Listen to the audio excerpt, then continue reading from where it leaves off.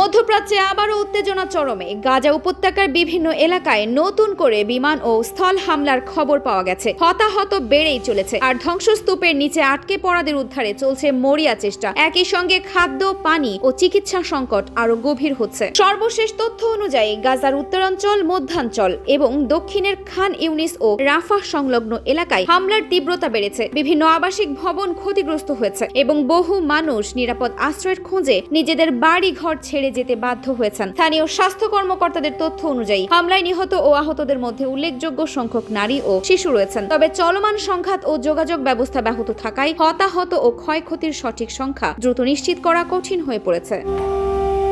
এদিকে গাজার হাসপাতালগুলো ভয়াবহ চাপের মুখে রয়েছে। চিকিৎসকদের ভাষ্য অনুযায়ী ওষুধ, অস্ত্রোপচারের সরঞ্জাম, জ্বালানি ও বিদ্যুতের ঘাটতির কারণে অনেক হাসপাতাল সীমিত সক্ষমতায় চিকিৎসা সেবা দিচ্ছে। বিদ্যুৎ সংকটের কারণে জরুরি চিকিৎসা সরঞ্জাম সচল রাখাও কঠিন হয়ে পড়েছে। মানবিক পরিস্থিতিও দ্রুত অবনতি হচ্ছে। বহু পরিবার অস্থায়ী আশ্রয় কেন্দ্রে অবস্থান করছে। বিশুদ্ধ পানি, পর্যাপ্ত খাদ্য এবং শিশুদের প্রয়োজনীয় পুষ্টি নিশ্চিত করা বড় চ্যালেঞ্জ হয়ে দাঁড়িয়েছে।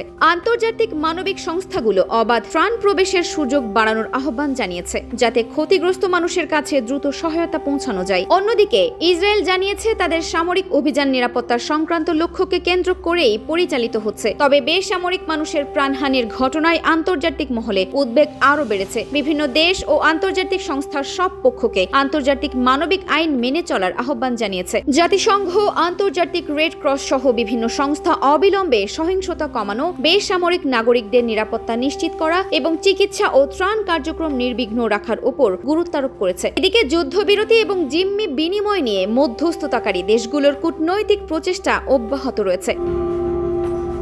বিভিন্ন পর্যায়ে আলোচনা চললেও এখন পর্যন্ত স্থায়ী কোনো সমঝোতার ঘোষণা আসেনি। বিশ্লেষকদের মতে রাজনৈতিক সমাধান ছাড়া এই সংঘাতের দীর্ঘমেয়াদী অবসান সম্ভব নয়। বিশ্লেষকদের মতে গাজার এই সংঘাত শুধু মধ্যপ্রাচ্যে সীমাবদ্ধ নয়, বরং বৈশ্বিক রাজনীতি, জ্বালানি বাজার এবং আঞ্চলিক নিরাপত্তার উপরও এর প্রভাব পড়ছে। তবে সবচেয়ে বড় মূল্য দিচ্ছেন সাধারণ মানুষ, বিশেষ করে নারী, শিশু ও বয়স্করা। পরিস্থিতি দ্রুত পরিবর্তিত হচ্ছে, তাই হতাহত ও সামরিক অভিযানের তথ্য সময়ের সঙ্গে হালনাগাদ হতে পারে। এই ধরনের আন্তর্জাতিক নির্ভরযোগ্য সংবাদ ও বিশ্লেষণ সবার আগে পেতে আমাদের চ্যানেলটি সাবস্ক্রাইব করুন। ভিডিওটি ভালো লাগলে একটি লাইক দিন এবং আপনার মতামত কমেন্টে জানাতে ভুলবেন না।